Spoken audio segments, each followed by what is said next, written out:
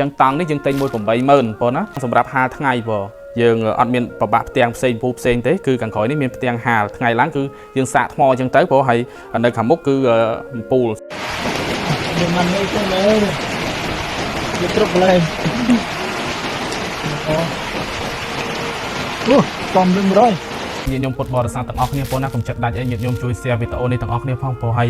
សូមញាតិញោមកុំចិត្តដាច់ឲ្យញាតិញោមណាជួយបរិច្ចាគ$1 $2 $3ឬក៏តាមសទ្ធាញាតិញោមផងព្រោះថាថវិកាដែលទិញតង់ហ្នឹងគឺនៅបានតិចឡើយទេដោយសារអាត្មាចាត់ចែងទឹកសម្ភារៈនេះអស់ច្រើនញាតិញោមអញ្ចឹងតង់នេះយើងទិញមួយ80000បងណាសង្ឃឹមថាពុកម៉ែបងប្អូនញាតិញោមទាំងអស់គ្នាជួយម្នាក់មិនទិញតិចបងណាដើម្បីយើងទិញតង់នេះជូនទៅដល់ព្រះកងទ័ពដែលគាត់ប្រចាំការនៅទិសនៃប្រាសាទតាកបីហើយខែនេះធ្លាក់ភ្លៀងផងញាតិញោមអាណិតពួកគាត់មែនទែនអញ្ចឹងអាត្មាអត់មានពឹងអ្នកណាបានទេមានតែពឹងញាតិញោមកូនខ្មែរទាំងអស់គ្នាឲ្យតែបានមើលវីដេអូនេះជួយម្នាក់បន្តិចបងណាដើម្បីយើងបានថវិកានេះទិញឲ្យបាន4-10តង់អីចឹងទៅញាតិញោមឲ្យគាត់ទុកប្រើប្រាស់ប្រចាំការនៅអង្គភាពរបស់ពួកគាត់បងណា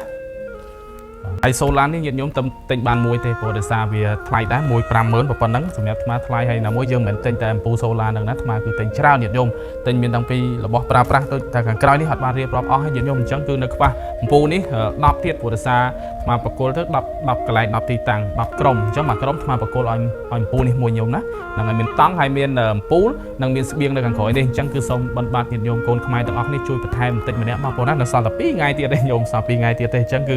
ចង់បានអំពូលនេះសូឡានេះបាន10បងណាបាន10ចឹងឥឡូវយើងទិញបានមួយនៅខ្វះ9ទៀតហើយមួយ50000ញាតិញោមណាអាត្មាគឺមានតែការសុំបិណ្ឌបាតញាតិញោមកូនខ្មែរទាំងអស់គ្នាដើម្បីជួយអាត្មាព្រោះថាអាត្មានេះមិនមានថវិកាអីច្រើនទេបងណាទៅហ្នឹងគឺ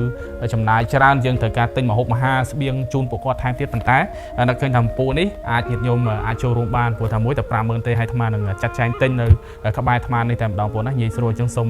ញាតិញោមទាំងអស់គ្នាជួយចុច share ទាំងអស់គ្នាផងសញ្ញាព្រួយខាងស្ដាំដៃនៅខាងក្រោមញោមណា